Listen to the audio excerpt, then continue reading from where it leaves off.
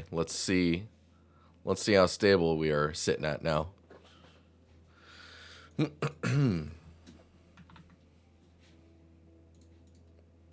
Yo. Yo.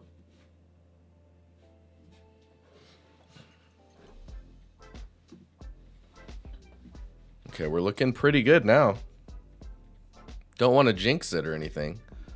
Thanks, guys, for waiting while I get this sorted out. I'll just keep clicking on stuff.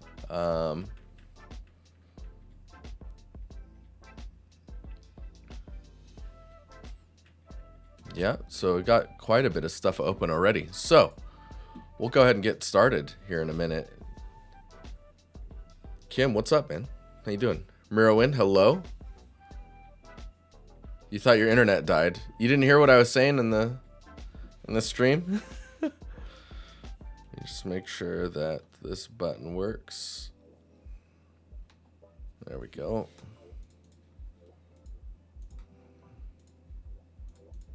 Switch monitors. Yes.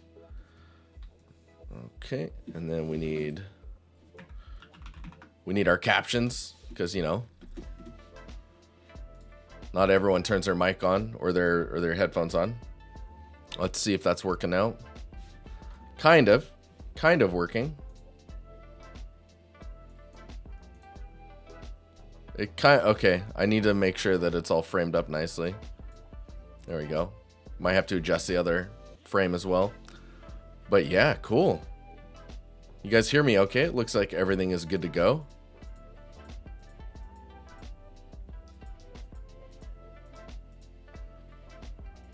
Looking good. All right. Let's where are we at here? I'm gonna just tone the music down. Oh, I thought you have a deaf viewer or something. I mean, either way, just to confirm what I'm saying, it's always nice to be able to read it as well, right? Some people actually, I see the sound. Can you see the sound? Sometimes people like to be able to watch the stream while they're at work and maybe with the sound off, and just being able to read what I'm saying is enough for them. But yeah, we don't have too many things to get through right now. Yeah, and some people learn differently based off of reading what I'm saying as well. And it kind of forces me to make sure that I'm enunciating what I'm saying better, which is always good for someone with my talking self things. Yeah. Okay. I think we're good to go. Just gonna get my music going here for myself. And we shall get started. Oh, I'm gonna need Photoshop up as well, because you know how we are with Photoshop. If we run out of stuff, definitely. If we run out of stuff, I can words, yes. If we run out of stuff, definitely we can go back and look at some other things from you guys. 1920, 1080. There we go. Invert. Cool. Let's do this. Okay. You got a small problem that you wrote about? We might get to your stuff. So first up, we've got Fatal. Fatal, you just completed this asset. Oh, you're gonna President Studio. What's President Studio? Anyways, you made a gas canister. Recently finished a prop to practice realistic texturing. We'll love overall feedback of the piece and the presentation. I feel like lighting is not my thing. Adding SS from Painter for maps, screenshots. I was like, what do you mean? Yes. So let's scroll through these real quick. Just take a look. Yeah. Yep. Generally speaking, I mean, this looks like a pretty good. This looks more detailed than usual cans that you see, like flammable explosive barrels in video games. I assume the resolution of this texture is quite high. Let's see if there's... So in your post, there's not really... We would like to see your wireframes. We want to see your texture maps. You linked me texture maps, which we can look at in here. I'll just do this. And this one. So the red might be too saturated. I think it's too saturated for PBR. Your rust looks pretty good.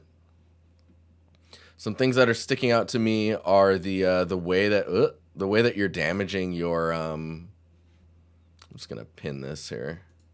There we go. The way that you're damaging your decals, right? So if we go and look back up at your canister, let's bring these up here. If we look back at your canister, you can see that you've got rust exposed. Your paint has a little bit of a normal edge to it, which is nice. And then you've got your stickers and painted information that's on there. Now, given all of that info, what I would say is everything will have a slightly different roughness value, right? That's how you get your realistic look. So wherever, for example, let's first go through your metallic map.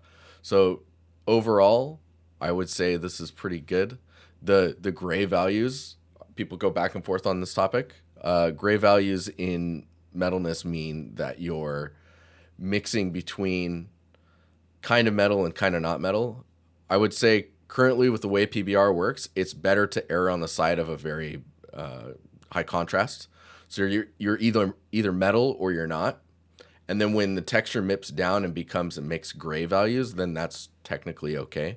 But you're just going to get a more believable surface by kind of working this way for now. What you can do is maybe mess around with your specular maps if you want to add specular values to your textures. But like just the way you're using your shader.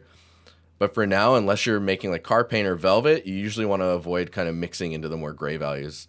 Again, though, I kind of err on the side of how conceptually speaking in games right now, we try not to go into the gray values. And usually I just follow what my tech artist peoples tell me. And they tell me, don't do gray.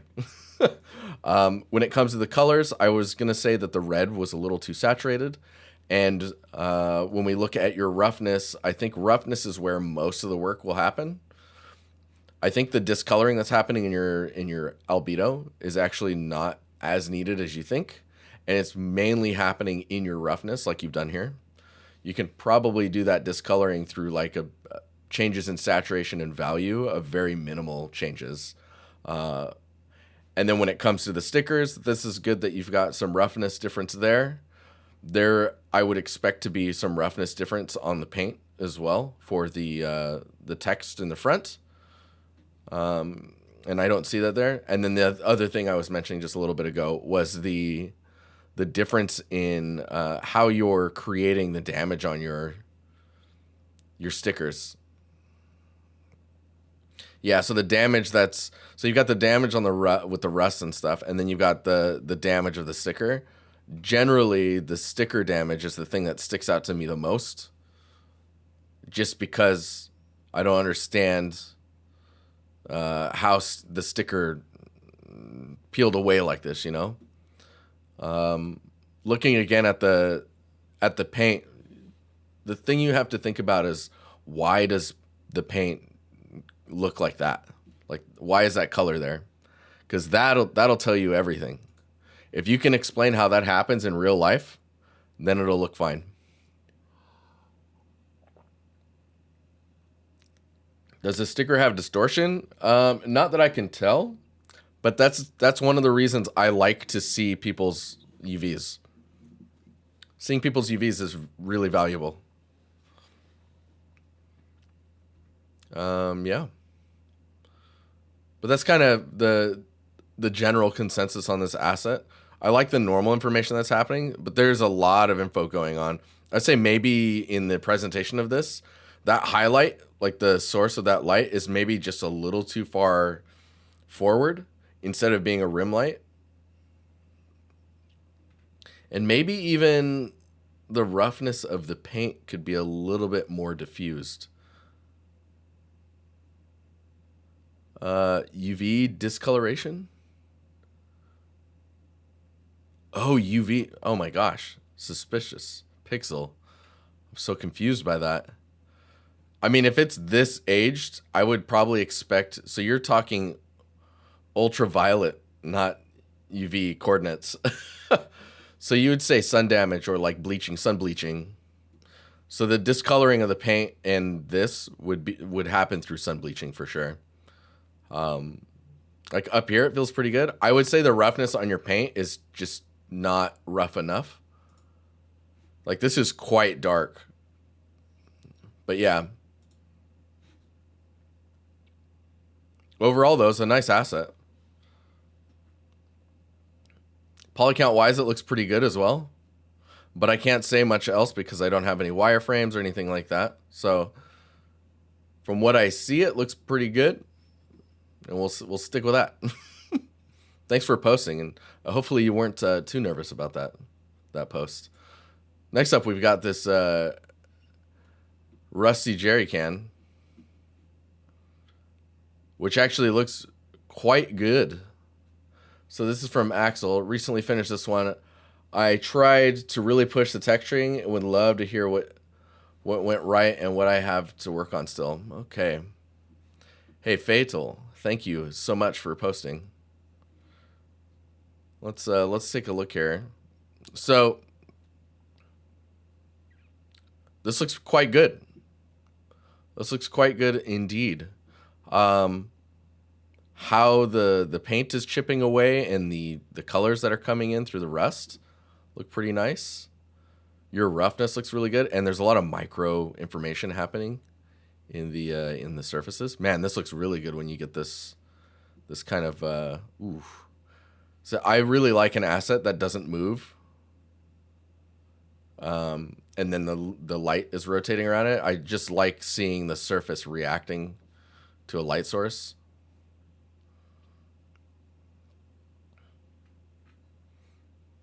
Oh, wow. Okay.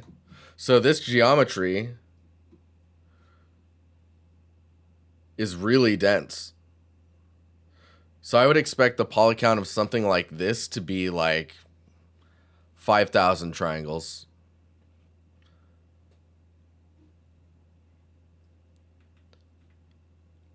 Overall, it looks really good. I guess it's quite organic here. You can see it's a bit wobbly, but I bet you could lower this and not even notice. Literally just decimated on my high poly without much thought. So this is fine. You will, like, let me just click on your, this is going to make me go in here because that is technically okay. As long as you're saying something in here about your understanding of that, you know. Oh, look who it is! Love this guy. Because we need to know, you know, you apply to a place, they see this, they're instantly going to be like, does this person even like think about real time production? Because the only games that are using Nanite are Unreal games, right? The rest of the industry is not. And as far as we're concerned, currently, nothing is really shipped outside of Fortnite using Nanite yet, right? So it's not technically a proven process in the sense that the industry is behind it. I'm sure it's going to come. But yeah, watching out for this stuff. I think if you were to do these renders, this looks great already. And I think you could actually do a mid-poly mesh. That's like 5,000 triangles and that would look just as good and no one would notice. Valteria, how you doing? Good to see you. But texture-wise, insanely nice. I guess I would say maybe like you did say that it started off as a background prop. And it was practicing texturing. Joe, what's up, dude? But like resolution wise, I have to be confident in you, like seeing in your portfolio that you can make assets that look really good, that don't require like a 4K texture, right? I don't know if this is 4K. Maybe it's a 2K prop. My gut feeling is it's 4K. The thing I would suggest improving, other than the geometry, is a detail normal for the paint and a detail normal for the rust, and a mask that helps you switch between those two detail normal maps. Because with that type of information and a good like contrast in the shader for blending between these two materials, you could probably make this with two 512s and a 1024 mask and a normal bake. Maybe even like a 512 mask. And it would still look this good. You're just tiling the two maps, you know what I mean? But this render is super nice. Very nice job. Very nice job. But show me you can model too for like game ready non-nanite games. I know you did this just because you wanted to texture it. Maybe you can put that as a note down here. Did not care about geometry because was just wanting to texture. There you go. I'll post it in chat there.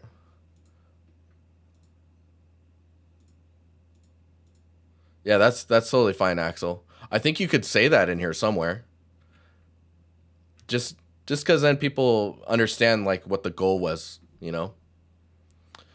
We've got Marcus here. So Marcus sent the whole portfolio. We don't do whole portfolios in this review, so I asked for like which one particularly. So probably the gun and the environment. So maybe we can go to the environment afterwards. So let's look at the gun here. So the gun's a Valorant gun. Let's see. So double check your spelling on stuff in here. So we got weapon fan art that I did for one of the concepts from the protocol skins. Linking the concept in here and maybe the artist that made the concept would be really good. And I would argue is required. Generally from this view, it looks like you're working with some really complicated shape language when it comes to this type of model. When we come into this area, we start looking at the geometry, and you can see that we've got some normal issues here, different types of bevel weights, and it looks like maybe there's not a normal map on it. So there's not a lot to like for the geometry to go higher res visually. Stylistically as well. Oh my gosh. Okay, no, I was very wrong. So there's just a lot of pinching that's going on with the wireframe. Let me go down here. So like watching out for pinch points, we have a challenge thread as well as like a big like, let me see if I can Empire Command. No. Give me a second here. Oh God. I'm going to show you really quick. So if you go to Empire Command, there's a hard surface weekly. You can click on that. And there's weekly challenges, and then there's a crazy like hurt me plenty challenge.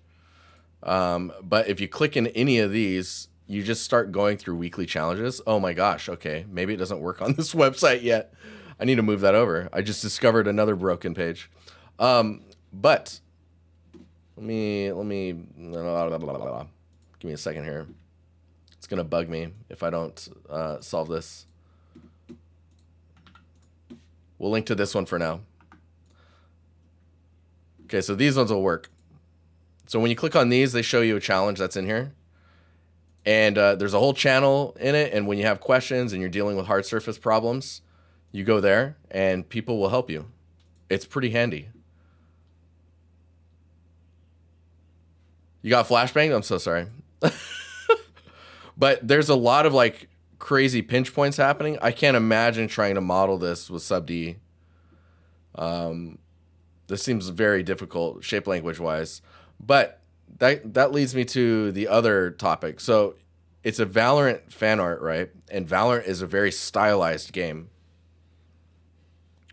So I think taking the look and feel of the model and really pushing the stylized look of how it's textured is probably the most important part. And I think actually if this was almost completely unlit and just textured to look like the Valorant style, you would immediately lose a lot of these issues, because these issues are being shown through the specular or like the roughness, the specular highlight that's happening along the roughness, just going over the surfaces. But yeah, I don't know. I don't know how helpful that was, because I'm not really a weapons person, and I don't look at Valorant nearly enough to be able to give direct feedback on that stuff. But let me see what else she said in here. I'm trying to get a job. If you had any tips, so geometry, like, so weapon with an A, and then you need to be able to bake this down so that it's game ready. So this needs to be, I don't know, like, let's say for Valorant, let's say like 20,000 triangles to get it to look like the weapons in Valorant. And then it's your texture pass showing us that you can model the geometry to be low enough for real time, showing us your UVs, showing us how you're texturing, those types of details. I think right now, you should not be focusing on trying to get a job. You should be focusing on increasing your skill level, right? Fan art's good, and I don't think there's necessarily a problem with that either. They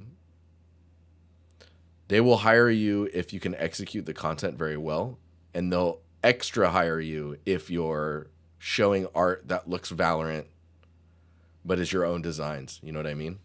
So it depends if you want to be a weapons artist or like an environment artist, props artist. Figuring out where you want to go in that range is going to be important for those aspects. So hopefully that was helpful. Yeah.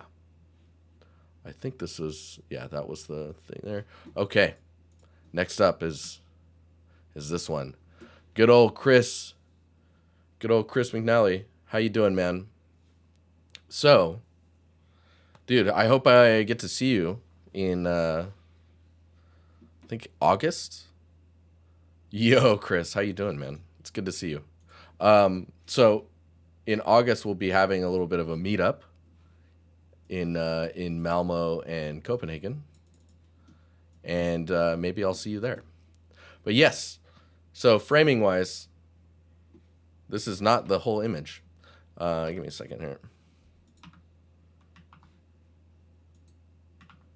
There we go. In August, yes. Yeah, let's see what happens. Copenhagen is how you would get here, though. It's not. You can get to Malmo, Sweden, in like 20-minute train ride. Right. Let's look at this picture. So first of all, super love the sky. Your birthday's in August, Polygon? What day? What day, sir? Really love the sky. Love the colors you're using. When we look at the contrast of the image, so if we go grayscale, contrast wise, the stuff that's in shadow makes the most sense for how dark it is. The reason I bring up contrast, though, is this stuff here is the most contrasted stuff that's in the background, in the like the foreground and the background, right?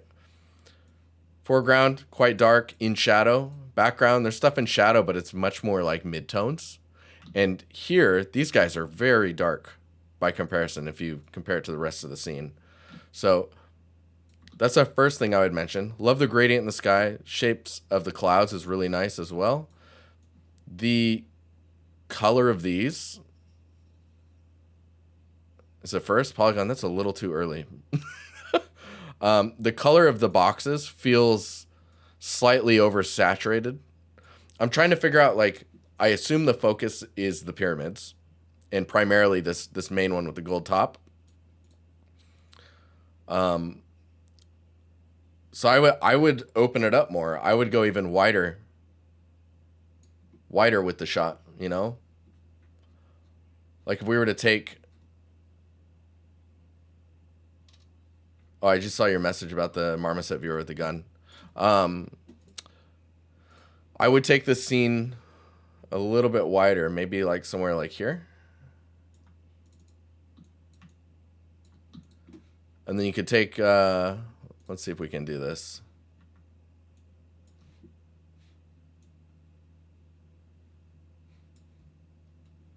Taking this stuff, moving it over here, right?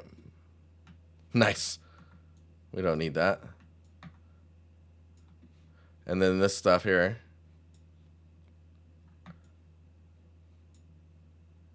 No, come on. Come on. Oh, wait a minute. I'm not going to be able to do that at all. But yeah, I think you get the idea. Bro. That's weird. It's not wanting to grab that.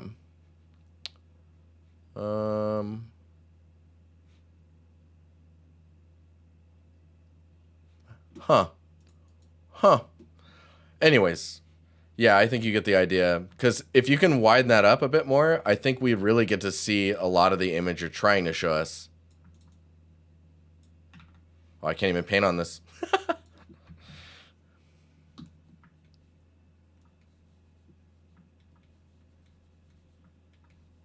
I'm just going to fill it with some colors just so that we can get a sense of what we're looking at here.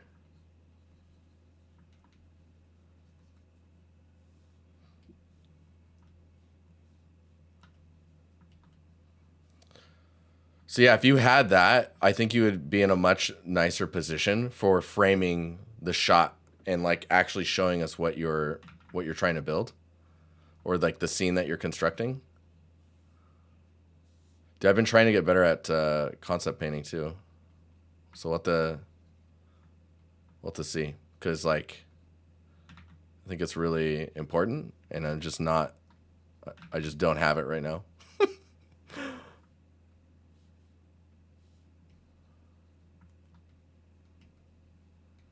But yeah, so when we look at this, right, seeing much more of the scene is really helping, in my opinion, the overall view of all of the images. The other thing, I'm going to go a little bit further with this image, just because we don't have too many pieces to go through right now, so I can take a little bit of time.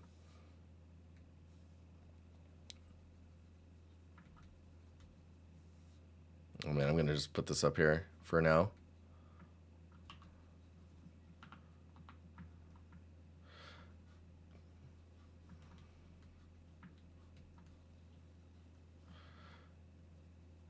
But being able to see all this stuff is going to be a huge benefit to you. Because I think the details on the side, first of all, we get this, like, what am I, there we go. We get to see this pyramid much better, right? But then also, you remember I was giving you some feedback on the gold top. So what I would actually do is like, let's blast that a little bit, and even like maybe let's see here, maybe kill some of that saturation, so it's just getting really bright. And then yeah, let's do this. Don't mind my masking skills. And the thing I was talking about doing is, if you could take that and you bloom it, you know, getting that like hot spot on there, it's like getting a nice gold highlight on it. We dupe that again, and maybe I'll just filter and blur this bad boy.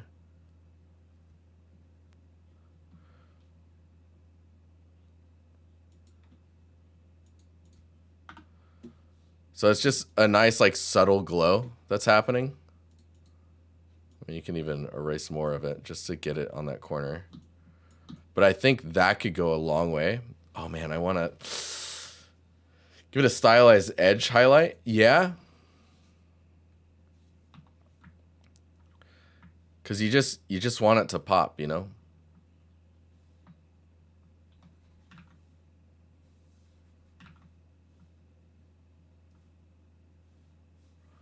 I think I've got this all set up right, so I can just do this. Yeah, so it's almost like a sheen. It's very small, but it gives you that hit, right? So we have that. Of course, don't mind the fact that I've just ripped your image apart. Then there's the contrast of the image here, like these details. just lowering the contrast so that they have the same feeling as this. I'm actually curious how this detail out here is so soft and light, and these are so much darker. Now, the other thing I wanted to talk about, I'm just going to copy the image again and just, oh, maybe I have it in here. Yeah, we do. We do. Was the color of these. These are really red. Maybe it's my screen.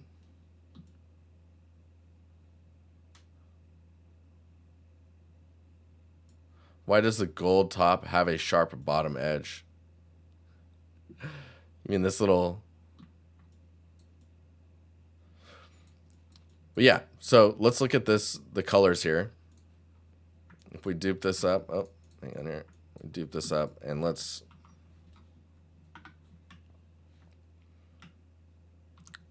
do like reds, and just pull the reds down maybe.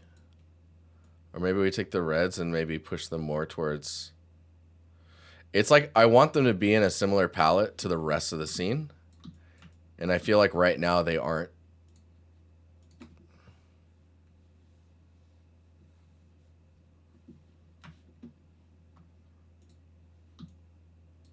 So you can see already. Like that helps a lot, I think. And maybe you want to bring a little bit of the color back, so we just lower that a little bit. But bringing that in will help immensely. The other thing, I don't know if you're planning to, what is it? Add some depth of field. Right now, we're not seeing much of it.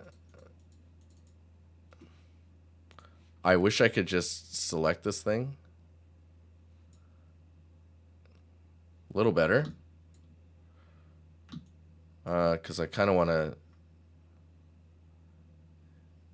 desaturate this as well.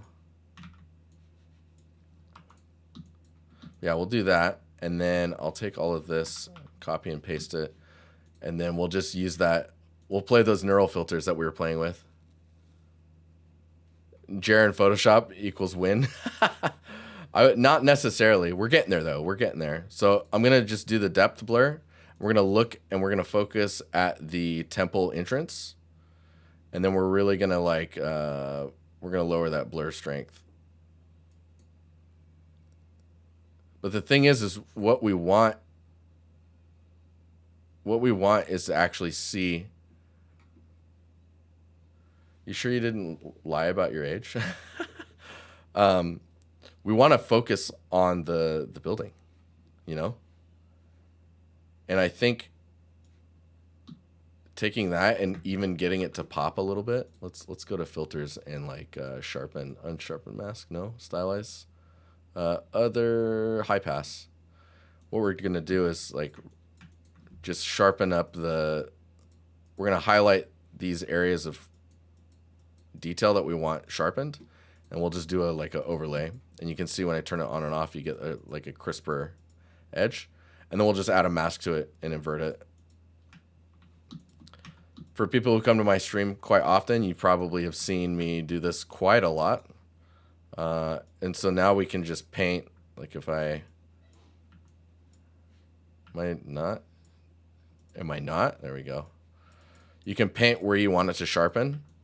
You can see the difference. It's very subtle. But you can paint where you want it to sharpen. And then leave the rest to not be like that, you know? So you're just trying to get that edge to pop. Yes, definitely.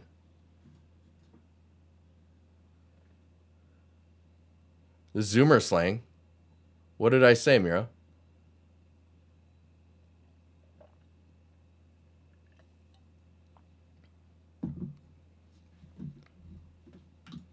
I love the colors you're using here, though.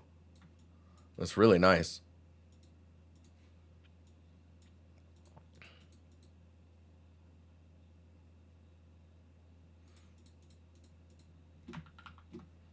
Am I saying zoomer slang? I don't even... Big old W.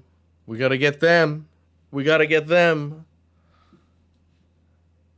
Maybe I should move on. But I think you get the point. I would definitely Fat W's for the days. For the days. Take the details on the side. I'd push them, make this scene like much wider, and just let the scene breathe. You know. I love the little micro details you got going on. I didn't even realize these were here until I started doing the sharpening, and these are beautiful, man. Your palette is like, it's cleansing. It's a cleansing palette. It's super nice. Could I send you this? Oh, this image?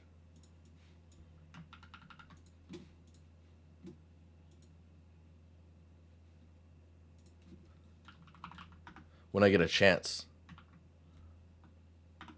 There you go. Okay, I message it to you. Okay. Let's continue onward. So we got Tom. Tom's working on this scene. Maybe it's right here. There we go. And I think there were some other images with it as well. So let's bring those up. So, Tom, hey, currently lighting a sci-fi room I made. I would like to get feedback on the lighting and different lighting moods and the overall presentation of it. So, right now, to me, these aren't necessarily lighting moods. They're more like general palette, like a palette shift, like the color that you chose. So understanding like where, because see we look at these. Oh, we don't have this one. Sorry. There we go. So this one's pretty good. Mainly because you can understand the focal points of the space. You can read the space. And you can understand like, okay, there's a screen here. It's emitting blue light. We've got like an overhead light that's likely emitting and lighting up this table. We've got some blue details around here. And then we've got a overhead light here. I'm not sure where that highlight's coming from. But then we've got our little like Christmas like lights. We have a ladder that goes to somewhere. It would be nice to understand like a lid or something that's going to open up, you know, just in frame. Because right now it just kind of goes up. But when we go to these settings, like this one, for example, it's a very cold image, right? And I think trying to figure out, instead of giving it a different color palette, think about the reason it has that color palette. So is this nighttime? I assume it's nighttime. If it's a sci-fi room, so maybe this whole thing is underground. Who knows? So really like toning down the lighting of everything and allowing it to just kind of be like a nighttime image is probably the thing I would be focusing on. Not necessarily making it blue. Because the vibe I'm getting when I look at those is I'm making it bluer, you know? So let's take your initial image, this one, and then we'll go here. I'm gonna paste this on top. You can see how much color is there too when it's not blue. That's really nice. Let's put this under. Then what we're gonna do is, so when it's dark, right? It's gonna be really dark. But you still want to be able to see. Maybe not like push down like that. But all the lights need to be off as well, right? And then we want to be focusing on, let's see if we can just do this really quickly. You want to be focusing on the lighting where it's coming from. I'm going to just do this really sloppily for now. We'll just invert that. And then we'll just start painting with light. So I'm going to just do this. And then we'll let the light kind of bleed outwards from there. And then we'll really take the rest of the scene and just kind of made another layer. I'm going to push all this stuff down. And then also thinking emissives. So we're going to push all this down. Then we'll lower this. We want to think in emissive. So up here, we want to make sure that we're not letting, hang on here. We're not letting this become darker. And then in this one, maybe we're even letting this stay pretty bright. And then for the lights here, of course, because of what we're looking at, right? These should actually be, these should be darker as well. I'm not going to sit here painting all of these out, but I think you get the idea. Maybe I want to paint them all out. Okay, here's what we're going to do. Give me a second here. I'm going to do like a magic wand in here. Please let me. Of these. Yes. And then I'm going to select that mask. And we're going to show the... I'm going to increase the radius. And then we'll just... No. Come on, man. I'll just do that. Kind of works. Cool. So, knowing that, you know, this is the focus. This is where all the lighting's coming from. This live is about me becoming a painter. Oh, no way, man. Let's grab all this too. Cuz I think you know what I mean when I talk about like, oh, like all these areas need to just kind of go back into space. Into the depth of like not having light for them, right? So like if you grab this area and we zoom out on this whole area should be dark. Am I masking all that out right? Yeah. So that should just kind of go into darkness, really. And you can do that, and then we can lower it a little bit so that it's not really so black.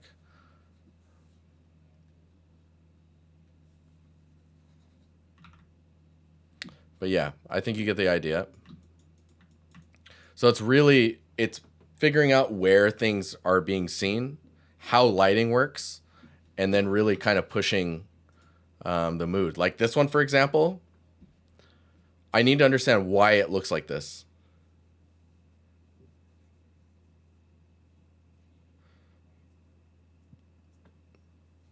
Raven, there's a channel. Hang on here. Copy link. If you go here, you can post in that channel that image is in. Oh wait, that won't work for you. Hang on. Copy message link. You need this one. There you go. So this one, for example, is very hard to understand why it looks the way it looks. There's no reason or there's no reason why it's red, right? No problem, Raven. So thinking about that and understanding what you're trying to portray in the lighting is probably more important than just changing the colors. Because to me, when I look at this one, all I see is changing colors. There's not like a logic behind it. This one's a little bit easier to understand. It kind of looks like it's nighttime, which is why we were kind of pushing on it in Photoshop.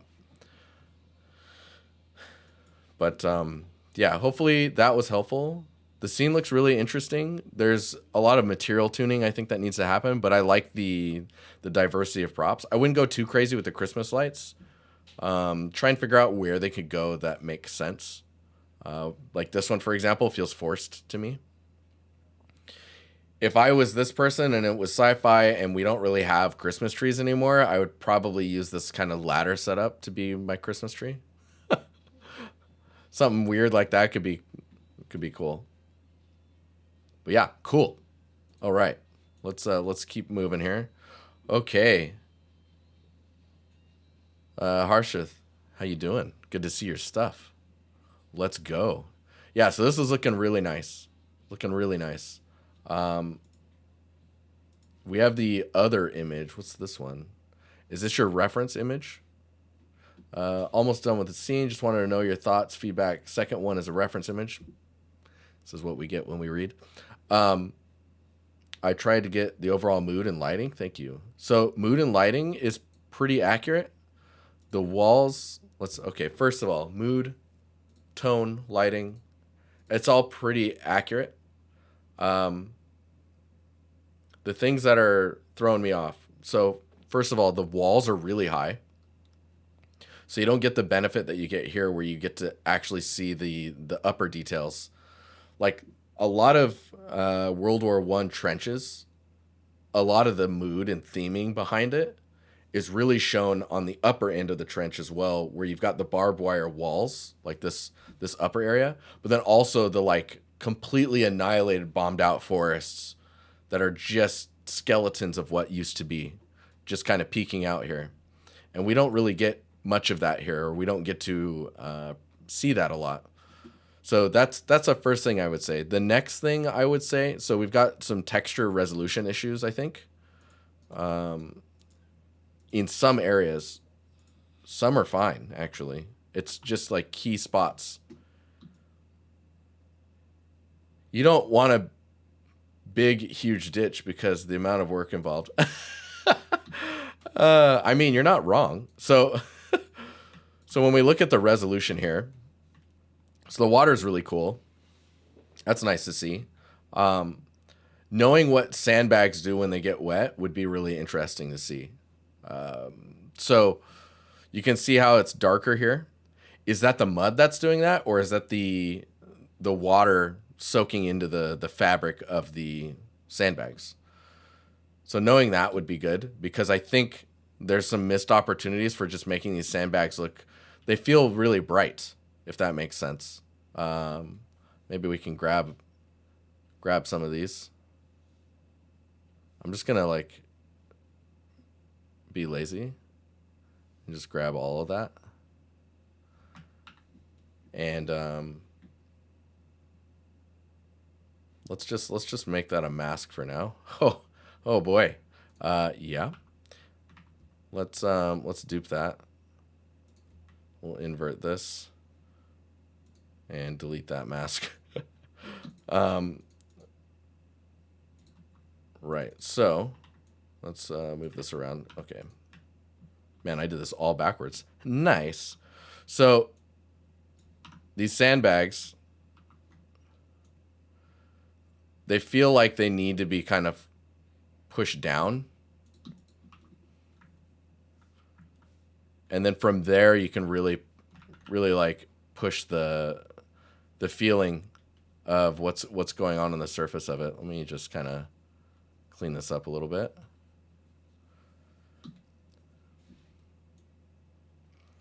It just, yeah, this isn't working very well for me, but the sandbags are too bright, I think. Let me look at the reference again here. So there's not much sandbags other than up here, right? And they're really wet. So we've got some value stuff that I want to point out. Then we've got the texture resolution, like the side details here feel really low resolution. But then over here, they kind of look okay, but then here they look low res again. I think using a detail normal will help a lot. I don't know if there is one on there. If there is, maybe it needs to be tiled more. And these walls weren't really all that perfect in reality. There was a lot of moments where like you can see all the sticks here. So there's a lot of moments where you're basically just trying to keep the walls from collapsing in so that you have the areas for cover. If we go back to, where are we at here? To Photoshop here. The next thing I was going to highlight was the contact shadows, or just shadows in general for masking out like how things are lit, right? So if we take this area here, it's so weird that the light is shining through, and maybe that's cueing into the resolution issues. So like here, I would expect that to be much darker. Like we should be experiencing shadows here. Oh, this isn't even, can I get something close to a black? Oh, maybe I should be doing this in another layer. But yeah, getting that contact shadow is really important. And now that I've mentioned it, you probably are seeing it everywhere, right? So like the way these are meeting, the side here is just not happening to me. Maybe AI can help me. Can you help me, AI? Let's see if we can grab this area. No? Come on, man. Work with me. Okay. Nice. Nice. Cool. Okay. This will probably work a little bit better. Yeah, so just getting some like let's do like an overlay and then we'll just tone this back. Oh man, but all of your this is all wrong, guys. All wrong. The reason it's not working is because your shadows are this value. So we're going to go with that color just to ground it.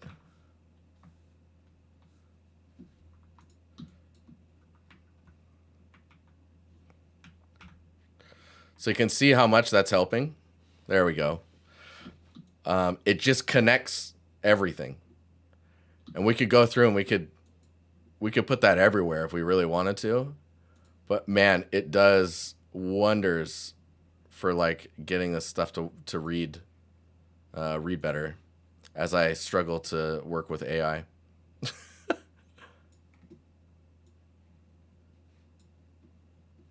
No, man, no. Get out of there.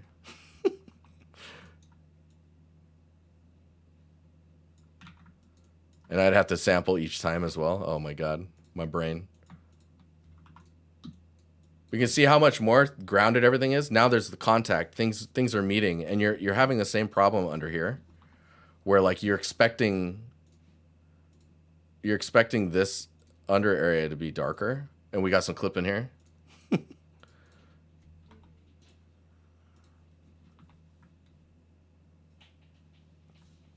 Let's make a new layer here. Like you need those shadows, the contact shadows, the areas that help everything kind of meet up. Because like if we turn all those off, you can see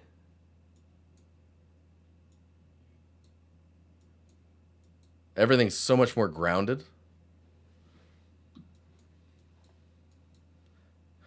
What is it made in? What engine? This is Unreal, isn't it? Harshith? Yeah, it's not necessarily AO, but it needs that contact, the contact shadows. And that'll go a long way. A long way. The other thing too is if you don't go with like, let's go with all of your surfaces are damp or wet, but they're not completely shiny, and then get some animated rain dripping patterns in the roughness going down the surface.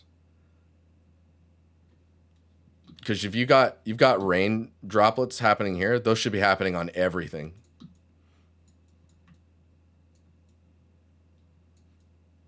Like everything should have like rain like interacting with it.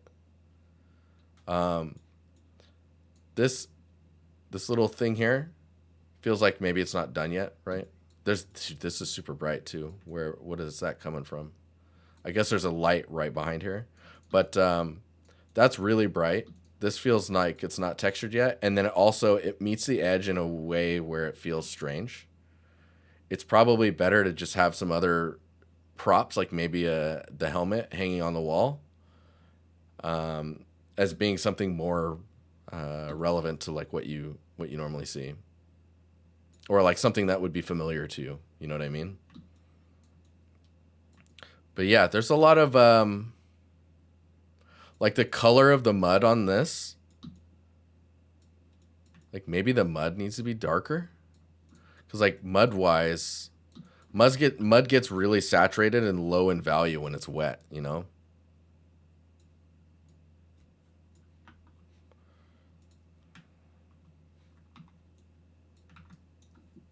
So there's that aspect. Thanks, AI. Nice. Oh my god. Yeah, okay, no. No. I'm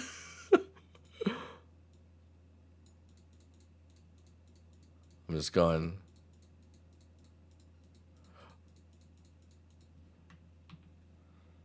Probably the other thing as well is like because of the way the image is all really saturated or is all very similar in color, you lose a lot of like color separation, right?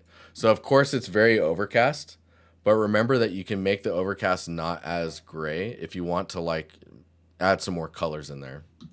So if we grab this, let's just put this at the top with everything on there, and let's just like, I don't know. Let me look at what happens if we saturate this up. So there are some colors coming through, and of course, you can't put all of them up. Let's see what happens if we just grab like the blues and just pull those up. Okay, that's a little crazy. Maybe the cyans as well. Yeah, so dude, just getting some color in there, like that's super intriguing to me. There's something interesting going on there. Like maybe it's a little strong here. Hey, Polygon, have a good one, man.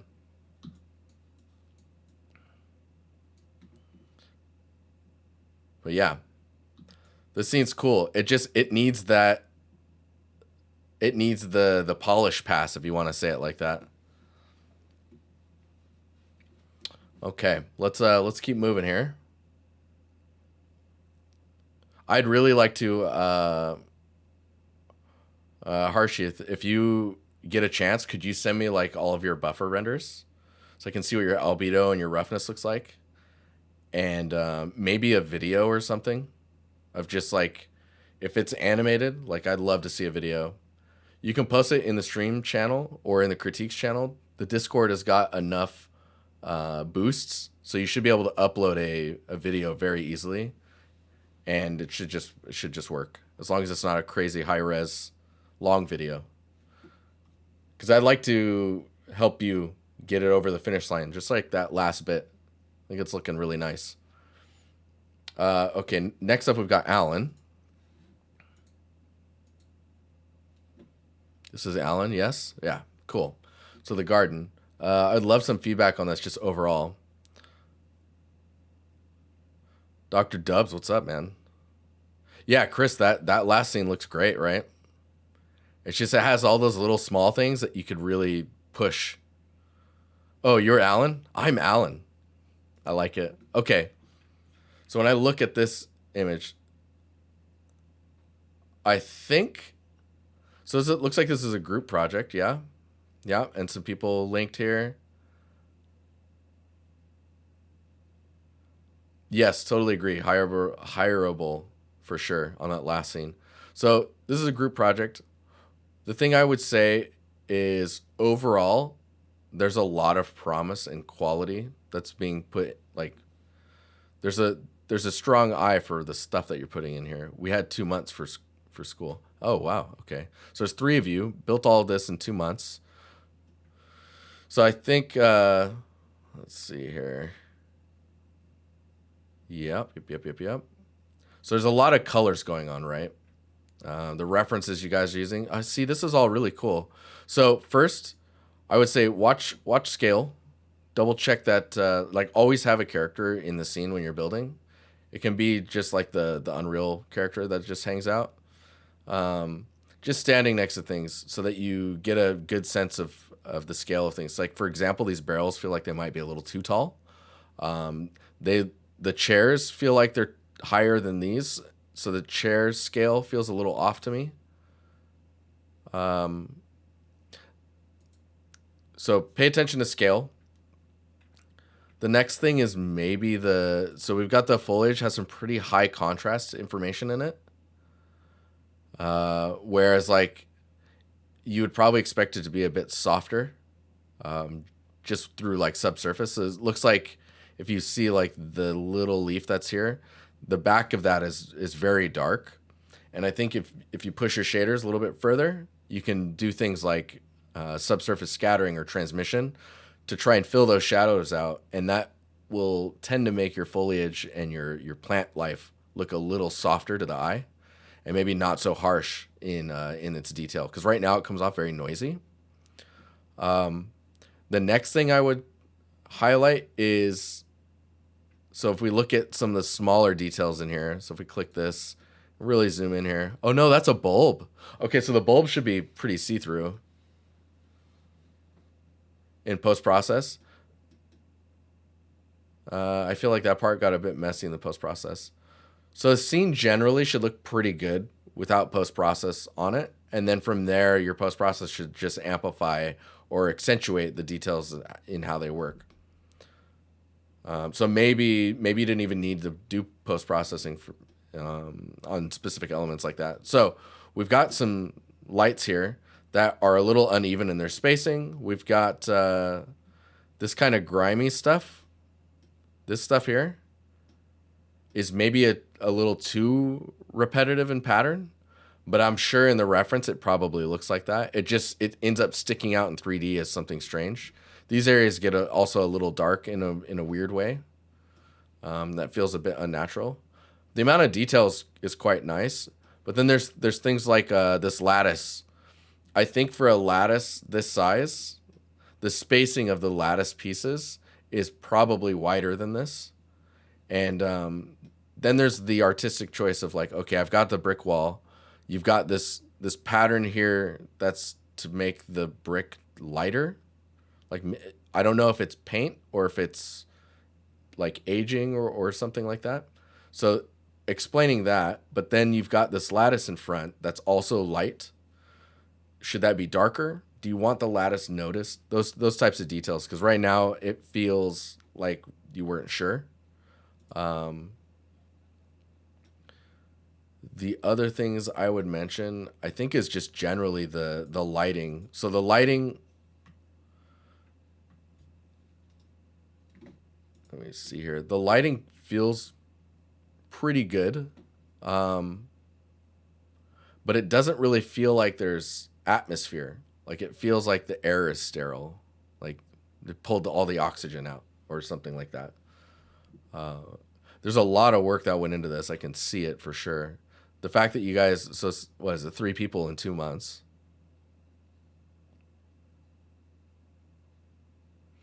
Is it meant to be a recreation of a space or an art piece? Yeah, it's a recreation of a space. So if we go, you guys got flashbanged again.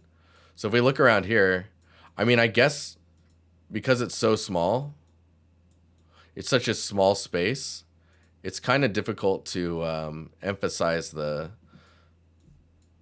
those details. So like, for example, if we look here, at least in this lighting scenario, you're getting some nice shadows on the ground. And I think in your guys' scene, the shadows are pretty, let me see here.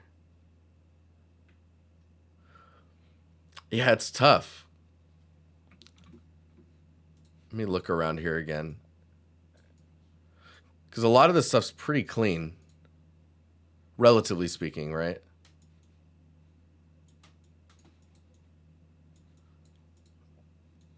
I want to see this building. Yeah, so I feel like there's a lot of scale stuff that's confusing me.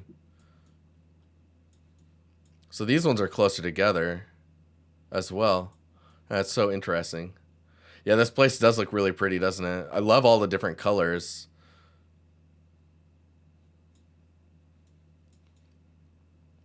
So I think you're doing yourself a little bit of a disservice by having all of the plants formatted in a way where they take up the center space so much. I think if it was more open like it is in the real space, that would help a little bit with readability. But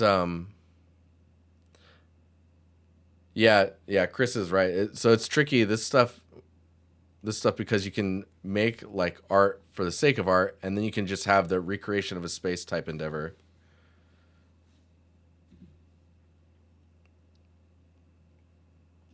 See, like these chairs, the scale of these, like this is like seating 4 people, 3 tables wide in front of that green building. And in front of this green building, let's see if there's so these are pretty small tables.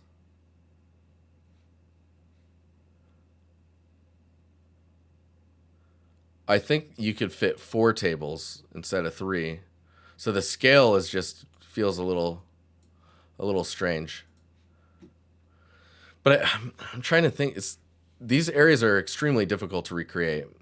So generally speaking, you guys did quite a good job. And I think a lot of it comes down to just making sure that stuff is modeled, making sure stuff is in a good PBR range. So like these things aren't too dark. Making sure that the grime or dirtiness isn't dark dirtiness. It's more like maybe in the roughness. And much more subdued in the albedo itself. And then when I was speaking on geometry, I can see the geometry when I look at this, right? It feels lower poly, or like I can see where cubes are at and where like how things are modeled in that sense.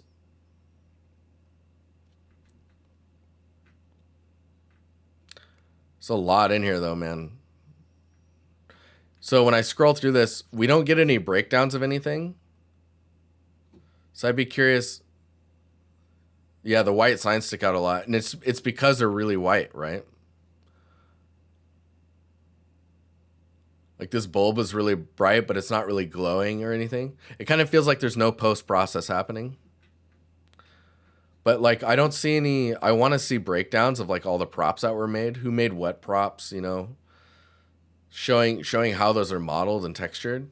Giving us some scale reference with like maybe the chairs and the tables and stuff with a character in the middle to just kind of give us a sense of scale understanding.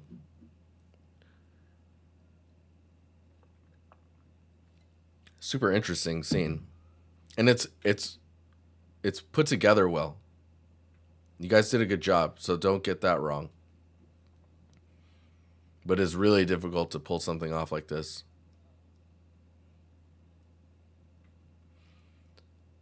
It's a very manufactured place as well, you know.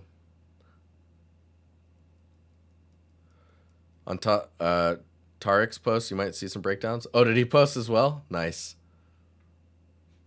Or like if I click on his, because I think breakdowns are extremely important. Yeah, this is nice. Yeah, yep. Little bit of breakdowns. Could go much further though. Like I want to see like I want to see them props. But yeah, okay. Maybe a little bit of atmosphere could be useful. But let's jump to the next person. I think the next person actually was J Crew. You've been working on this scene for a little bit. The Winter Frog. Hey, no problem, man. I look forward to more of your posts. Like I would love to see you guys progress as you keep pushing. And hopefully any of that stuff I was mentioning was helpful. Yeah, so I really like this scene. And there was some stuff you were posting earlier about these little dome thingies. Those were cool. The camera was much closer. Those were really cool. So we've got current progress of this diorama. Any tips on getting the right blend of getting closer to the concept plus keeping game ready environment in mind would be much appreciated. Also, what's y'all's opinion on using point lights to match certain parts of the concept, or better to practice using decals? I mean, I would just use whatever you need to use. You got this. Wait. I feel like I'm missing something here. Yeah, so this is the concept, right? And then you got yours. Use whatever. Yeah. No, I mean if you like I'm trying to understand what you mean about point lights or practice using decals. It depends what you're trying to do, right? So is it a point light for this? Because I think a point light makes sense. I think if you want these to be emitting light, right now it looks like there's a bit of a sorting problem on like how that works. I think this territory is great.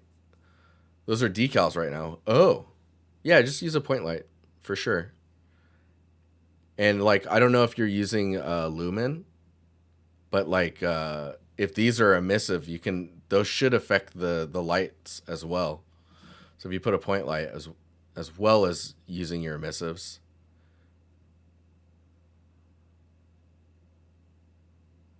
Yeah, it's an art piece, so I don't see any issues with that type of stuff.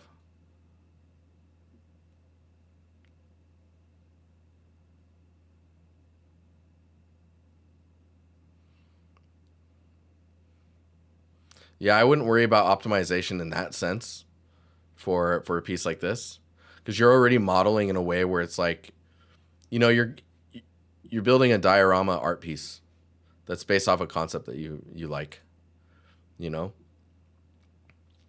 Um, I think when it comes to the blending of things, so some stuff that I would look at is like how these contact the water. Let me see in the concept here. So in the concept, they actually submerge a bit. So the water is pretty see through in the concept. So you could do a see through and then like some type of a contact. I think your water might be better, or your ice rather, might be better visualized by not trying to add a lot of information into it, and then maybe just using distance fields to get like the contact points. Yeah, and an actual reflection would go a long ways. Like true planar reflection, yes. And you could get that all the way around here. I mean, maybe it's a little bit of ice that's built up, like an ice texture instead of like ripples. It can be ice and quite reflective, right? These are super intriguing to me. I think in the concept they're glowing quite a bit, and the kind of blur, they don't have an emissive or like a they don't have much of a see-through attribute to them. You could probably do the see-through just at the very bottom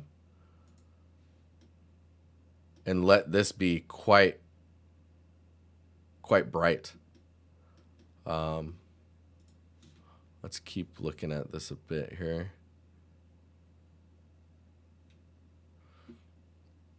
For the snow buildup, there's going to be some work on like trying to blend all of this. How would you be blending this, Chris? Would you just use like I'd want to do like a directional um, projection of the snow material, and then just have it on the ground as well. Yeah, the combination of all the stuff that you're looking at is very difficult.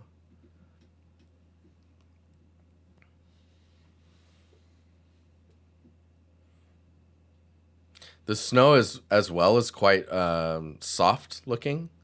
It looks like this is all vertex painted. Yeah, this is Unreal.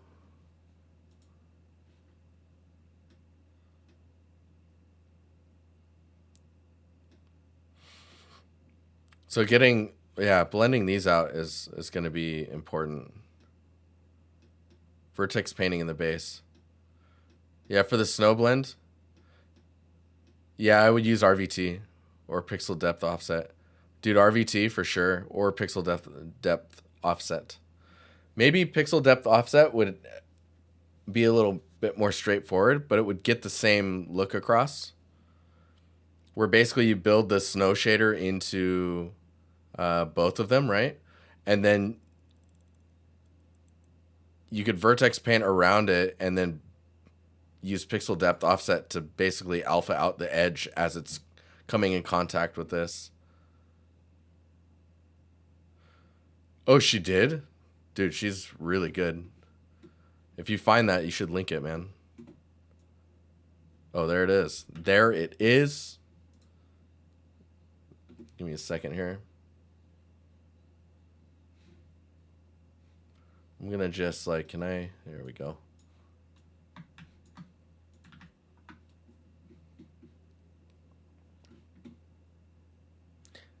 Yeah, that looks super nice. It's extremely straightforward too. Yeah, because it's dithered temporal AA.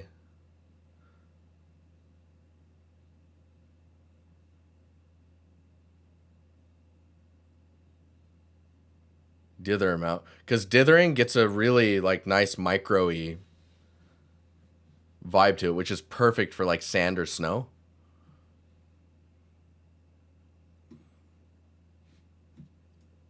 But yeah, I can pull this over here really quick so you can see.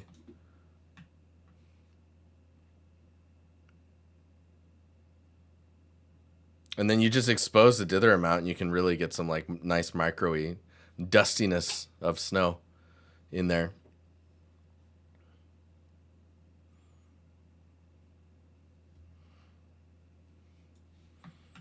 That's super nice. You can use vertex paint to isolate edges. Yes.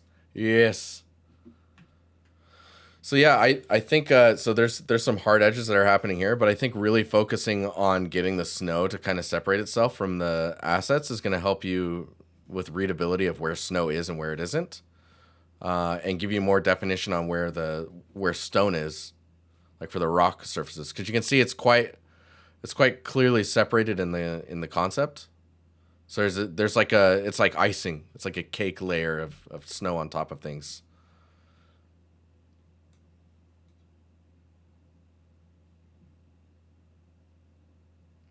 Yeah, pixel depth offset is what it's saying. It's offsetting pixels in the depth.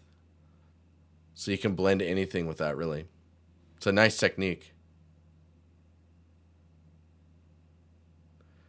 If I have Photoshop up, I could show you what I mean. Well, you don't, Chris. Let's hop to this one. So, Chris, you actually did a pretty hefty write-up in critiques on this one. And I actually agreed with a lot of it. Let me see if I can find that post. So stonework, let's see. Stonework material might be too dark. I agreed with that. I didn't realize that this looks like water to me, right? There's water here.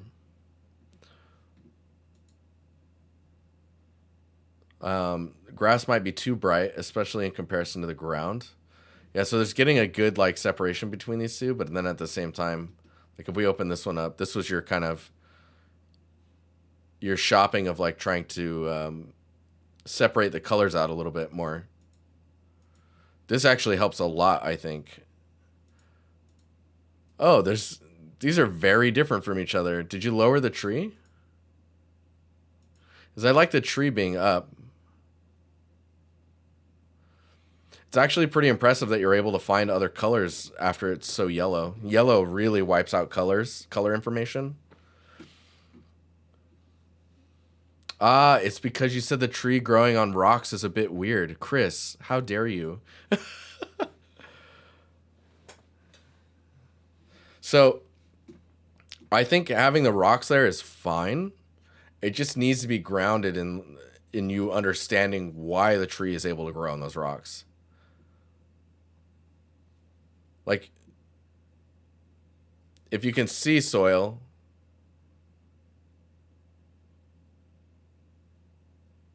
so the thing I do like about the tree being up is that it gives you this up here, which is really nice. But yeah, rationalizing it a little bit is important. I think just getting some dirt up there.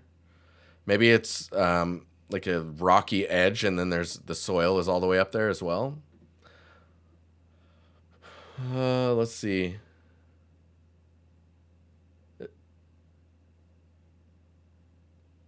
But yeah, by going like this, I agree with what Chris has said as well. As the scene became much larger because of it.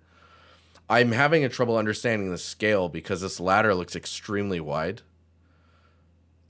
I don't have any elements to look at to like draw a conclusion on like how big stuff is other than this ladder.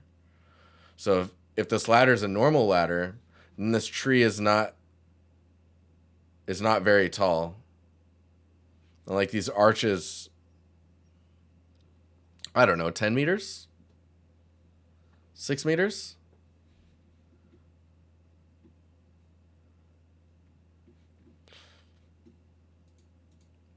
But the other thing is, this is all water, right? So understanding how to read the space and like where I can go or where I'm supposed to go, I'm in a spot where I actually look like I'm not supposed to be.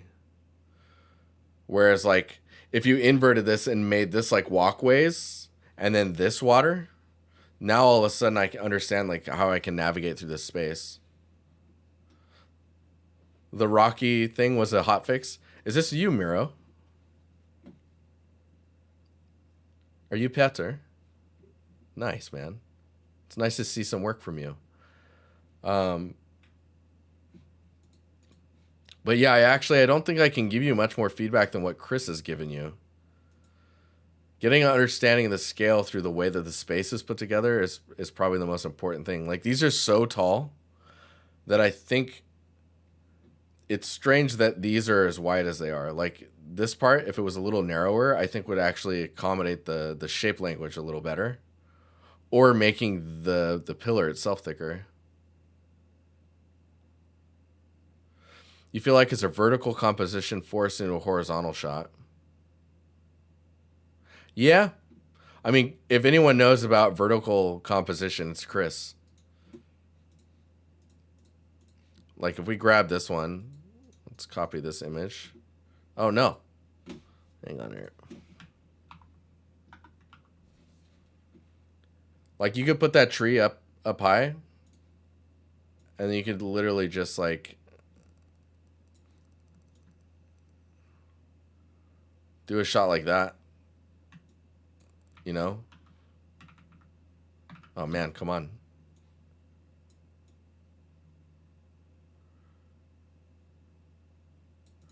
Something like this. But I think it would have to be narrower even. But yeah, I'd be really curious to see the references that you're using for this, because then it's like understanding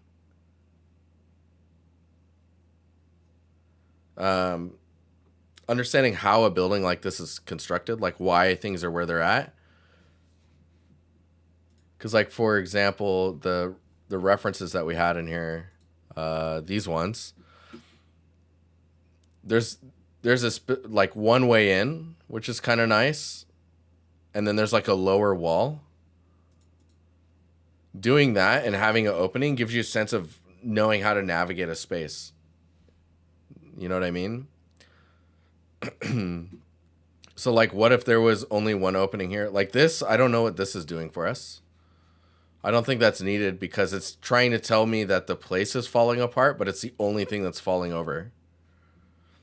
So like if this whole lower part was like solid walls and then there was an opening on both sides, a little walkway or something, maybe a little bridge, and that goes over the water. It's like giving us logic and helping us understand the way it's constructed. Yeah, you're saying that your walkways aren't visible enough. I mean, that's part of it then.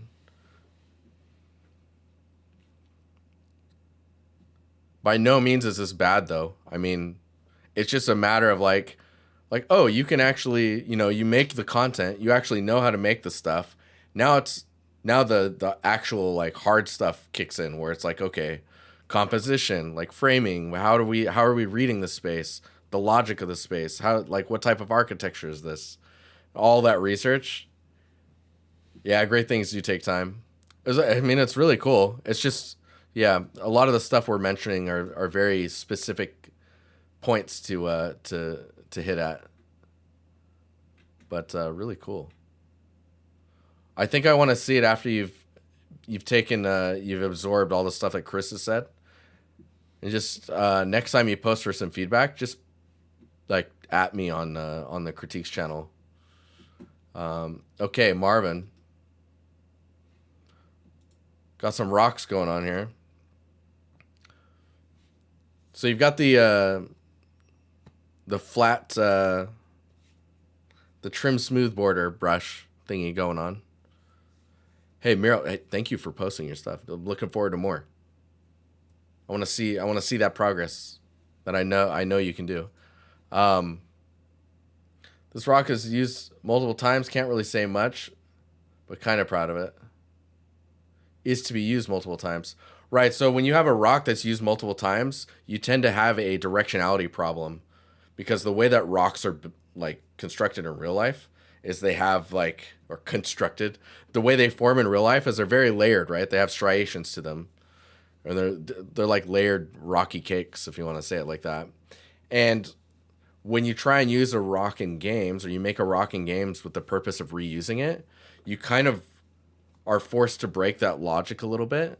So in reality, I think if you're really pushing for understanding how to build a rock or sculpt a rock to look good, I would work on that single directionality or a clear kind of rule set for the type of rock that you're building or sculpting. And then from there, create 3 or 4 rocks to make that kit that you're talking about. Each one serving a specific purpose for how it's used and how it like helps with like the bigger picture of how rocks are formed. Because right now what I'm seeing with this one is we've got basically the exercise of making planar surfaces and trying to be organic with it. And there's some layering going on in there, but there's not really any form of like clear directionality. So all we can really get out of it is a very stylized rock volume that can be placed like in the middle of like terrain and on like in a field, you know, with like just kind of randomly placed boulders. This gets more of a boulder vibe for like a stylized like MMO or something in that sense. Now, when you start to like try and use it for cliffs and you want to scale it down and scale it up, it's better to have a kit of these different types of rock pieces that accommodate for the scale that they're being used at. So for me, this one looks like it fits really well in like the open areas of a like an MMO. Let me see what else we got here. Some other things maybe is like right now it's surface wise, it's very simple. You've got some edge highlights and there's not a lot going on in the, like, is this baked down?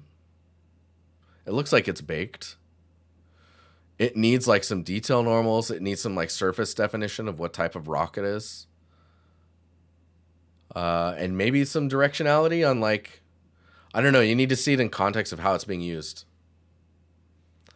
But yeah, overall, pretty cool. And it looks like you're getting a better handle on sculpting rock-like surfaces.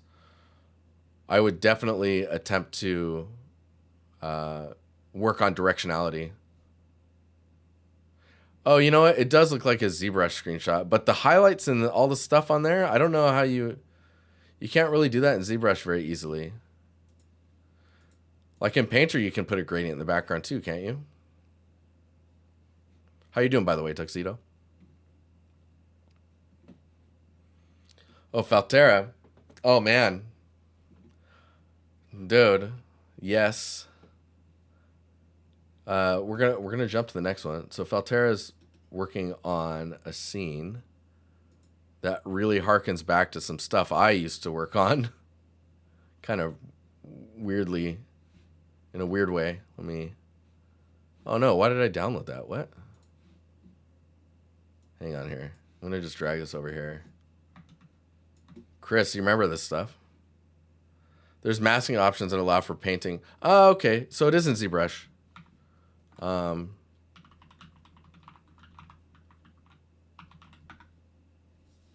So in a game I worked on in the past, Division 1, there's this place called The Terminal.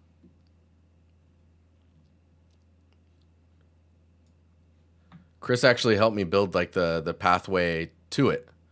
Oh man, his screenshots are so bad. So the terminal was like a main hub to like connecting to other subway locations, right?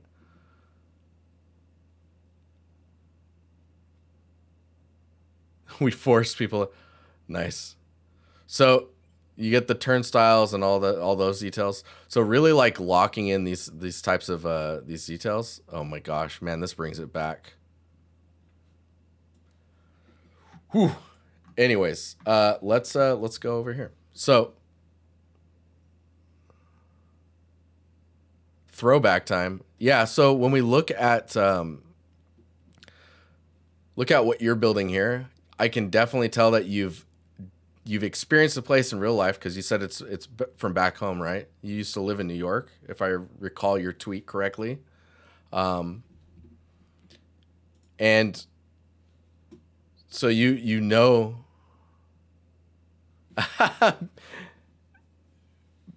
Biha, that's crazy, man. That was a fun stream. You lived there your entire life. I've lived there my entire life. Wow, dude, that's crazy. It's cool. So, I mean, you got the language going down. It's all there. It's just a matter of like locking in the scale, knowing what to put on the ceiling. The ceiling's probably the hardest part, in my opinion. But you got your advertising on the wall as well, it looks like. I think those just need to be maybe a little bit lower. And have lots of pipes and modular kits. Awesome. So I feel like this scene is going to take some time, but you're also doing it in the style of, what's it called? A Valorant as well, aren't you? Yeah, cool. So generally speaking, I would say this looks pretty good so far. The scale of stuff is pretty nice. But yeah, now it's the sense of like modular kits be good soup. Oh my gosh. You're right. You're right. Um yeah, getting that stylized look um to make it Valorant is going to be key. But it might be like these banners here, like the advertising is to make it one piece of advertising that's really long and wide. That seems very Valorant to me, like really like broad sweeping colors. Uh,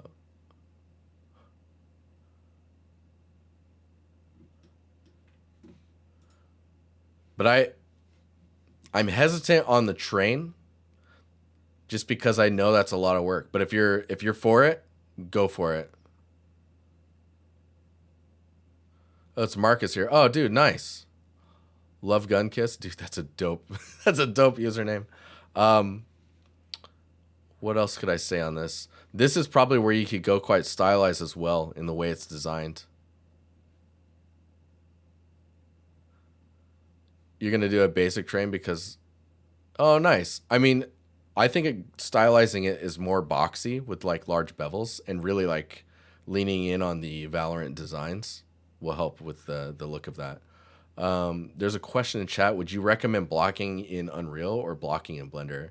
So it depends if you're blocking out to like replace stuff later or if you're blocking out to get a sense of the scale of space. I would say blocking out in Unreal or blocking it out in like, let's say Blender. I like to block out in Blender and bring it into Unreal and kind of arrange stuff.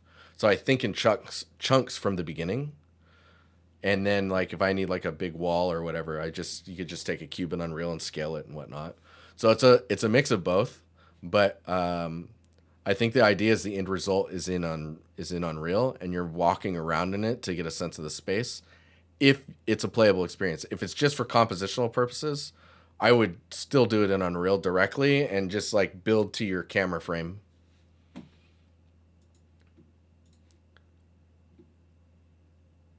But yeah, I don't have too much to say on this yet. I'm curious to see how you're going to stylize it to be more Valorant. But looking forward to it. Looking forward to it. Composition's good for the camera. I mean, the cameras are all up high. I would think about the cameras from the positions that you see cameras in Valorant. Where are your options? Where's your way in, way out? Areas of opportunity? Those types of things. Because if you're thinking about this space as a playable space, there needs to be boxes and stuff that's... Yeah, it's always FPS. So, like, are you... Yeah, is it an art piece or is it a gameplay space? Because if it's a gameplay space, you probably need to get some larger shapes in here that help you block paths and give you areas where you can hide I was thinking of this as a cinematic space because I suck at design. I mean, if you want to do design, then you just gotta push for it. Max Payne 1 vibes, nice. No more game design because man, the other one was hard. Yeah, I bet. Other one turned out great, but yeah, I bet. So you just want a subway, a New York subway and Valorant vibes. Okay, well, yeah, poke me when you've progressed a little bit further. I'd love to see where you're at. All right, we got Alexander. Any critique on textures overall?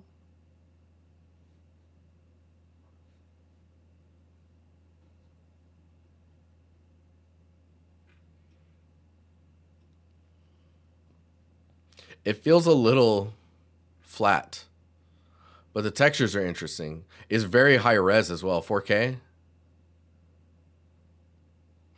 Yeah, the shadows are lacking a little bit. Let me copy this. Cool. It's a cool model. That's a what? Hang on. What? Is that really?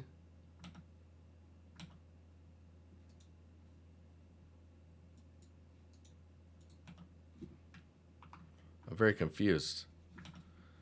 Is it really square? Am I going crazy? It is square. What is happening? What is happening? Okay. So yeah, let's do some shoppery do. So there's like pushing your highlights so they're just right outside the. You can see there's a big spike here on the mid. I think it's because of this background. But let's grab this prop. Oh god. Can I not like can I do like a rectangle? There we go. Nice. Okay, let's grab this. Oh, hang on here.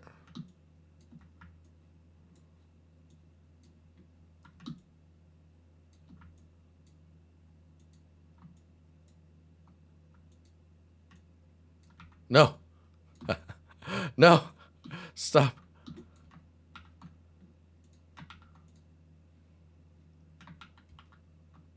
And then we'll just this is something I like to show people. So your background is really simple right now. Let's just like oh, come on. Let's just do that. We'll take this, we'll dupe this behind itself, and we'll just kind of like I don't know, we'll do something like this. And then we'll do a blur and a Gaussian blur. We'll really like just kind of you want some information back there, but it doesn't need to be perfect. Just something, right? And then let's give this a drop shadow just so that we've got something back there. Let's go size. We'll turn that up. Opacity, distance. Maybe we'll weight it more to the side there. And let's take this maybe as an overlay. Nope, not an overlay. Let's do normal, and we'll just tone this down. Because you want some information back there. It's always better to have something happening. So this to me is feeling much nicer already. And then if we go, why is my M key not working?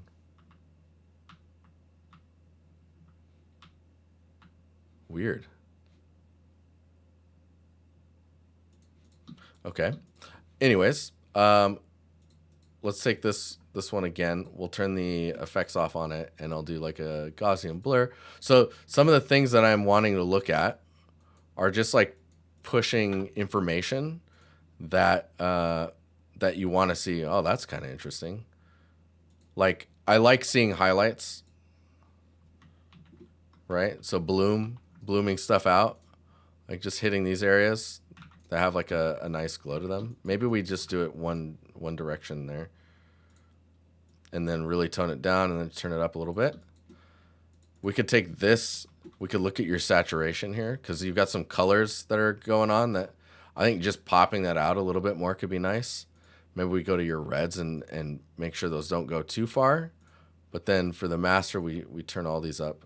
And let's go back to reds and yellows. Maybe we tone those down. Because nothing is nicer than just to see the work you've done in like in an interesting way, right? So you have like deeper shadows. Your material surfaces are pretty defined. I would say you could probably use some rest in here. Like if we were to just like, I wonder if can I actually just do that? Can I do this? Yeah, so if you were to get rid of some of this stuff, just so there's areas for the eyes to chill, you know? So it's not too as detailed. Because right now there's a lot of micro information happening.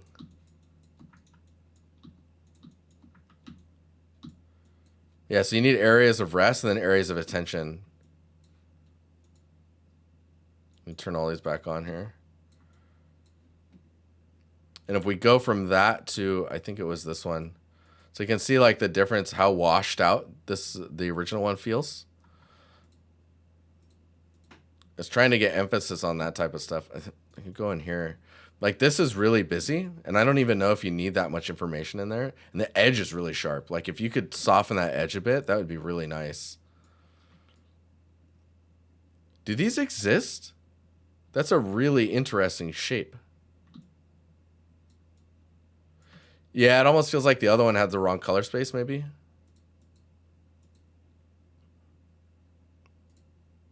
Maybe.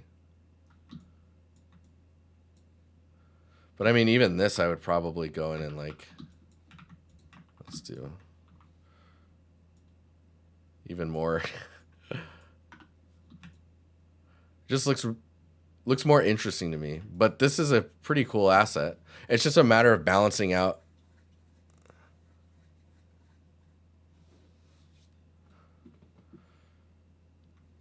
I don't know how you do a 2.2 gamma correction in here. Like if I turned all these off, is there a way to just do that?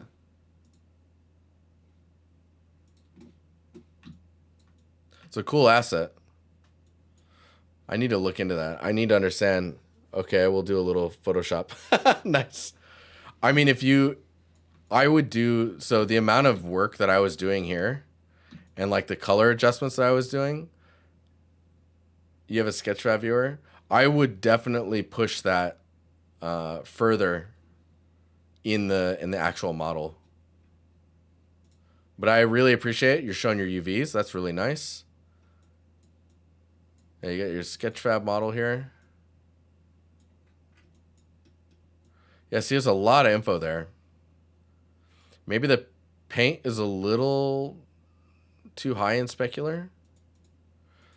The thing I like about having a Sketchfab model is that we can inspect stuff.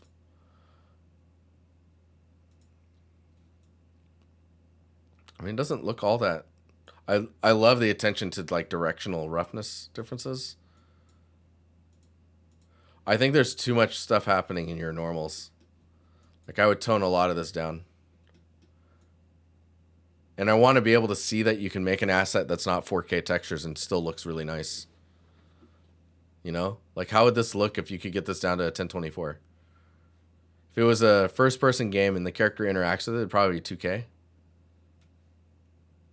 The exposure adjustment has a gamma correction in here. Or in Photoshop.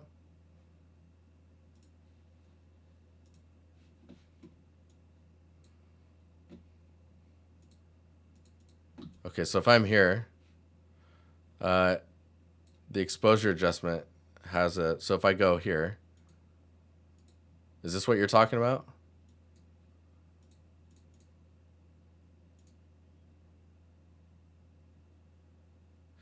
In what case do you use a 4K texture in games? The sky, if it's a texture for the sky, you're going like 8K, somewhere around there. But it's pretty rare to use a 4K texture. There's not very many good reasons to when you could just use a 1K texture and tile it more. The stream froze mid flashbang. Oh my god, I'm so sorry. Where image adjustments, color balance, channel invert, gradient. So I don't know where the gamma correction stuff is, but I want to know. Maybe curves, brightness and contrast, exposure, gamma correction.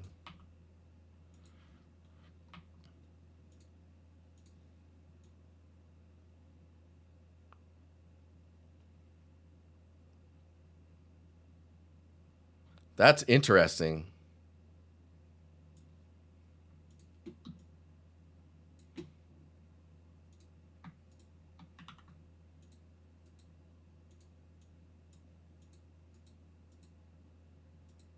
Yeah, so I stylized up the color a bit, or pushed it up a bit, but definitely gamma correction would have helped. Wow, that's really interesting. So we go image adjustments, brain exposure, and then you've got your gamma correction. Because you're right, the gamma actually looked off.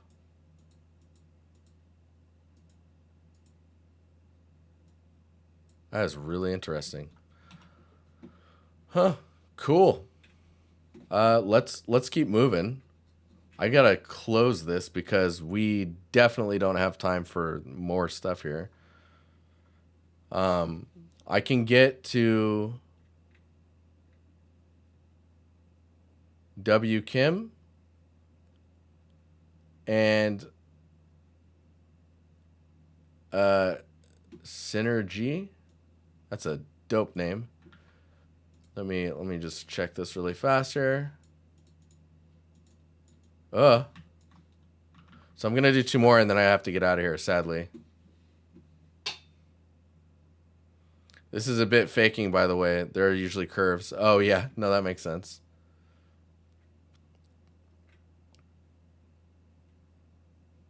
Okay.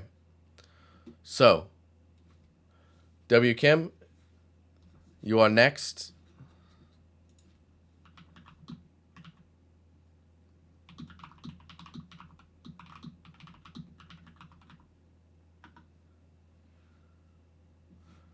Let's see here. So this one's W. Kim. Trying to keep working on the lighting. I have some lights leaking at the moment, but the major issues that I posted in the troubleshooting channel have sorted out. My questions are, I want to keep the God rays in the scene, but it feels like it's making the entire light muddy. A little bit of washy feel. Should I abandon that idea or having sunset God rays? I don't mind it. I think it would be fine. I think the issue is actually more the materials that are darker. So I'm building dynamic lighting lumen on top of baked lighting. Interesting. And I have issues with increasing indirect light values in the directional light with lumen. Instead, I added a static spotlight to add brightness without the fog affecting it. Is this a bad idea? If it's getting you the desired results for your piece, it's not necessarily a bad idea, no. I want to push the sunset golden hour lighting in the scene. The storytelling I want to do is some James Bond post escape from the area, but the concerns of the God rays, volumetric fog making the scene muddy and flat. I'm not sure which lighting I should go for. If I change the time of day to get the storytelling. So there's a lot going on when it comes to that. So first of all, I would love to see your albedo only because I think all of the areas that are really dark are just too dark in your albedo. This material generally looks pretty good, but it's also too dark, I feel. And like the rug, for example, on the ground, feels like it's in another color space or something's going on. So the materials need to have a lot more balance. You've got like these lights up here. These are definitely on from what I can tell. So these should be emitting some type of Needs skylight. Definitely needs a skylight. These need to be emitting light. That should be giving you a cooler white light or some type of lighting that's kind of accompanying the general like warm light that's coming in from outside. So if we copy this image, let's just like go into Photoshop really fast here. We'll just paste that, flashbang.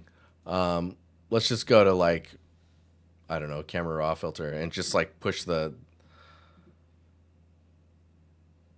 color a little bit around. Because I know you're wanting to go for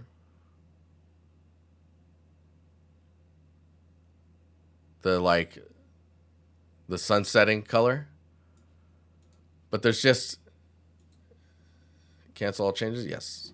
So it's just difficult to work with because it's all one color. So first of all, these lights don't look like they're affecting anything.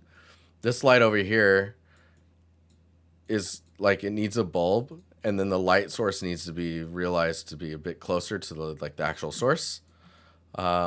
The sun coming in down here, the directional light that you're using for it, it should be a directional light that you can apply a temperature to, because you should be able to apply a temperature that's accurate to the time of day easily. The other thing is by adding a skylight, you get a nice bounce color in here that should actually fill out your shadows to be a little bit warm, a little bit cooler, while still being warm, generally speaking, for the overall image. But a skylight definitely is needed to get that bounce information.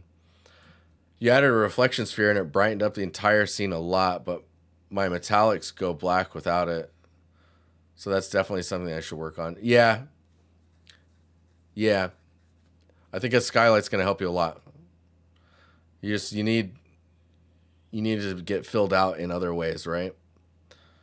Think about it in layers, though. Like, if the main source, like if you want it to really be like the sun is setting, the golden hour, I wouldn't have this on. This should look like it's off, but you can still see the patterns, and really just focus on that lighting that's coming in. Sup, gorgeous Z? What's up, dude? How you doing? But yeah, let's look at a few of the other images you posted. Man, this is cool. Yeah, so it's just a matter of like really defining these materials accurately and making sure they're not too dark. Dude, look at this glass. There's some crazy stuff going on here.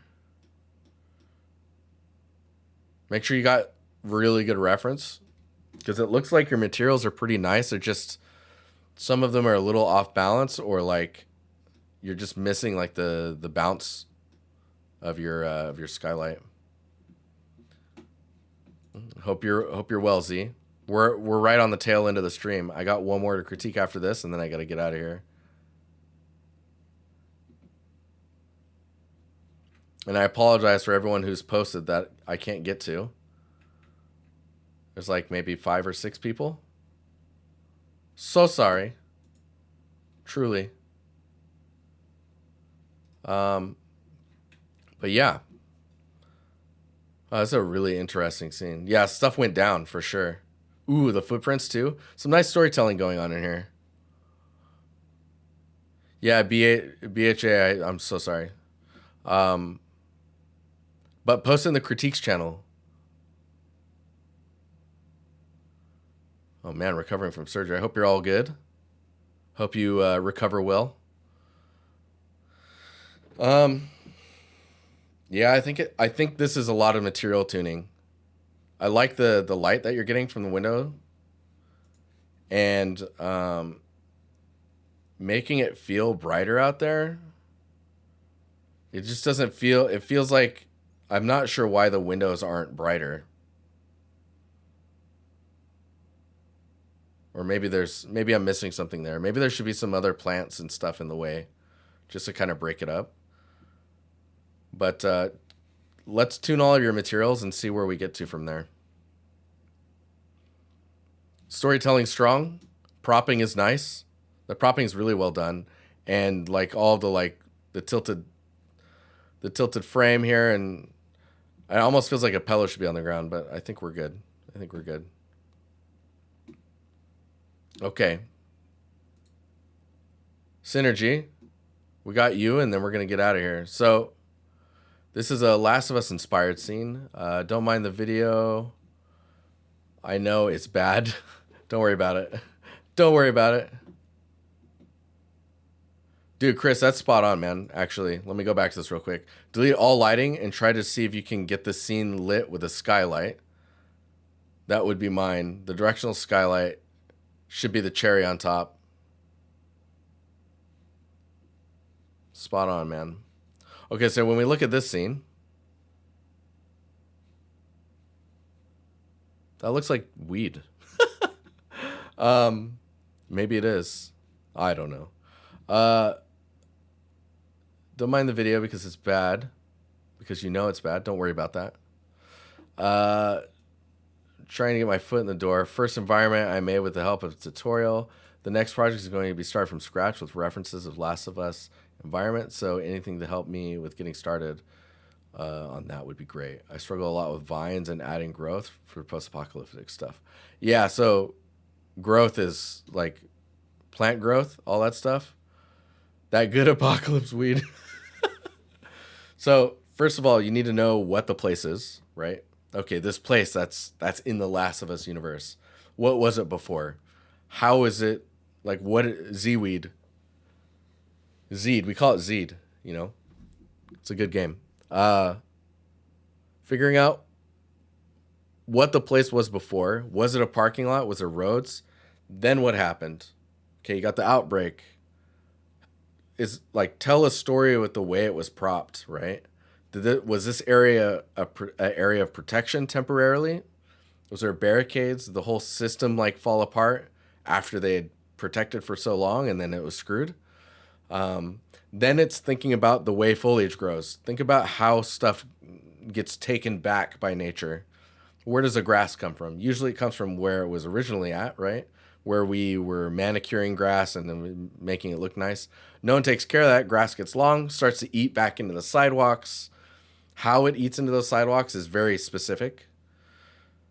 Where the grass is tall and where it's short, as time goes on, it becomes harder and harder to see. But the grass is going to be longest in the areas where it's quite protected from the elements or creatures eating it or vehicles going over it. And shorter in areas that are the former or the later. Other things like ivy and plants like this, these don't necessarily grow on top unless there is a planter up there to plant them for them to grow from there, right? So usually all plants need to, well, not usually, all plants need to have a source. Where do they come from? How do they grow? So often you'll see people put plants in ivy and stuff coming off the tops of buildings. The source either needs to be up there or on the ground, and in that case, actually would climb up. Growing over the edge of a building would mean that it was up there and it overgrew the entire top of the building and then started to grow down, which I guess is possible if there was gardens up there, but no one's going to be able to see that to be able to tell you. Cotton Eye Joe, where do they come from? Where do they grow? Cotton Eye Joe, Cotton Eye Joe. So there's thinking about those details. And then there's also the storytelling and the struggle that's happening. So a lot of like decals to help break up the road and like showing the area being taken over. Z, yeehaw. But largely speaking, it's a space that used to exist, has been forgotten, overgrown, and then has a story on top that shows the struggles of humanity trying to cling on to life. That is Last of Us in a nutshell. And the thing that's only scarier than humans are the clickers, right? Outside of that, it's just people. What makes Last of Us terrifying is not the zombies. It is not the infected. It's us. So showing that in your environments and logically kind of figuring out how your foliage slowly takes over the space again, that's going to be the key. And storytelling with graffiti, tags, the way windows are boarded up, tents from like where things were like being upheld until they fell apart. That's deep, bro. It's kind of dark, man. Last of Us is not a happy fun time, although it's a very entertaining franchise. Yeah, so I mean, think about that type of stuff, and think about also what you want us to focus on. Looks like there's a little bit of storytelling going on in here, but there's not really any logic to tell me why sandbags are here, why this is here. There's a ladder there, so it looks like it's more gameplay than anything, right? So being able to understand a space compositionally, I think, is the more important thing. Yeah, now Last of Us is on PC. And it's apparently really bad. Oh no, really? Cookie clickers. Oh no. I didn't know that, Axel. Oh man. Well, that's too bad. Yeah, I think that's it on this scene. I'm trying to think if there's anything else that I want to mention on it. I think that's it. Lots of memes. Oh man, that's rough. I feel for him. I'm going to do something about the people who did not get critiques. I'm going to mark that area as unread, and I'm going to come back to that. So we got 6 posts. I'll figure out a way, and you'll all know. You'll all know. But yeah, cool. Okay. I'm going to get out of here. And tomorrow's Friday. I'm excited. Tomorrow is team building at work. So for our team, we're going to go to Copenhagen. We're going to go and race each other with go-karts. First, second, and third place get trophies. And then we're going to ride the train and the metro to Korean barbecue, all you can eat and drink for 2 hours. I am so excited. It's going to be glorious. Yeah, it'll start at 1 o'clock. Pog indeed. Okay, I'm going to get out of here. If you're new here, thank you for hanging out. Here's the Discord. And otherwise, I'll see you in the Discord, or I will see you on Sunday for our regular broadcast of just me messing around in 3D. And for the people who I've missed for this evening, I'll figure something out. I'll get to you. And yeah, thanks as well, Chris, and chat for any of the feedback you guys give in chat. And just interacting. It's nice. It's nice talking to you guys. Okay. Have a good evening, and enjoy your Friday.